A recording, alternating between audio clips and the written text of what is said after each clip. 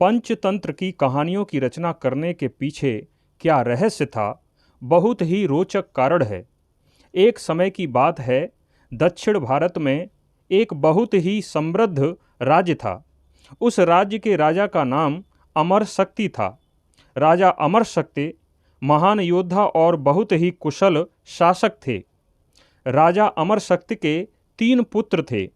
स्वभाव में राजा से बिल्कुल विपरीत थे।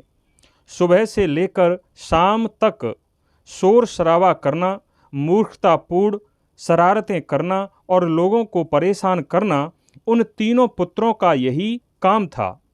उन तीनों का पढ़ाई में बिल्कुल भी ध्यान नहीं लगता था।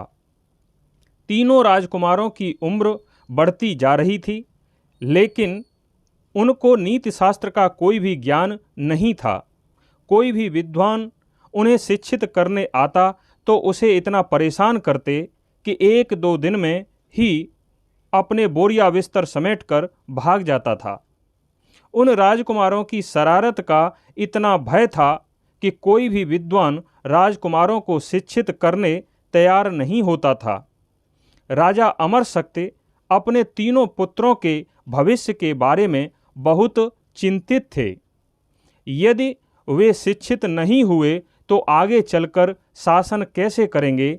कोई भी उनको मूर्ख बना देगा। आसपास के राजा उन पर आक्रमण करके उन्हें बंदी बना लेंगे। उनका जीवन नरक हो जाएगा। यही सोच सोच कर राजा बहुत चिंतित होता था।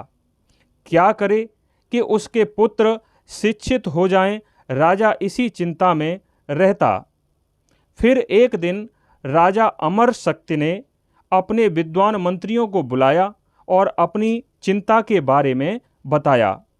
तभी एक मंत्री ने राजा को पूरे राज्य में घोषणा करवाने की सलाह दी। राजा ने घोषणा करवा दी कि जो भी तीनों राजकुमारों को शिक्षित करेगा उसे पुरस्कार के रूप में 100 गांव दिए जाएंगे। अगले दिन ही राजमहल के सामने हजारों की संख्या में शिक्षक इकट्ठे हो गए। सभी लोग राजकुमारों को शिक्षित करने का दावा करने लगे। राजा अमरशक्ति बहुत दुविधा में फंस गए कि हजारों शिक्षकों में से किसे जिम्मेदारी सौंपी जाए। तभी एक मंत्री की सलाह से राजा ने एक शर्त रख दी कि जो भी राजकुमारों को 6 महीने में शिक्षित कर देगा उसे 100 गांव दिए जाएंगे, लेकिन यदि ऐसा नहीं कर पाया तो मृत्युदंड दिया जाएगा। यह शर्त सुनकर सभी पीछे हट गए। अब कोई सामने नहीं आ रहा था। तभी विष्णु शर्मा नाम के एक ब्राह्मण ने यह शर्त स्वीकार कर ली और मात्र 6 महीने में तीनों राजकुमारों को पूर्ण शिक्षित करने का वादा किया। किसी को भी विश्वास नहीं था, क्योंकि पहले भी कई शिक्षक अपने बारे में बड़ी बड़ी बातें करते थे, लेकिन कोई भी राजकुमारों को शिक्षित नहीं कर पाया था। विष्णु शर्मा ने तीनों राजकुमारों को छोटी छोटी कहानियों के माध्यम से पढ़ाना प्रारंभ किया और मात्र 6 महीने में ही तीनों राजकुमार 5 प्रकार के सिद्धांतों में निपुण हो चुके थे। 5 सिद्धांत इस प्रकार हैं। 1. मित्रभेद, मित्रों में मनमुटाव एवं अलगाव। 2. मित्र लाभ या मित्र संप्राप्ति, मित्र प्राप्ति एवं उसके लाभ। 3. काकोलुकीयम, कौवे एवं उल्लुओं की कथा। 4. लब्ध प्रणाश, सर्वनाश की स्थिति आ जाने पर। 5.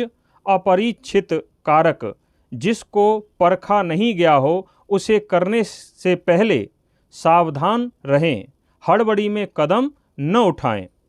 इस प्रकार वे तीनों राजकुमार इन 5 सिद्धांतों में निपुण हो गए।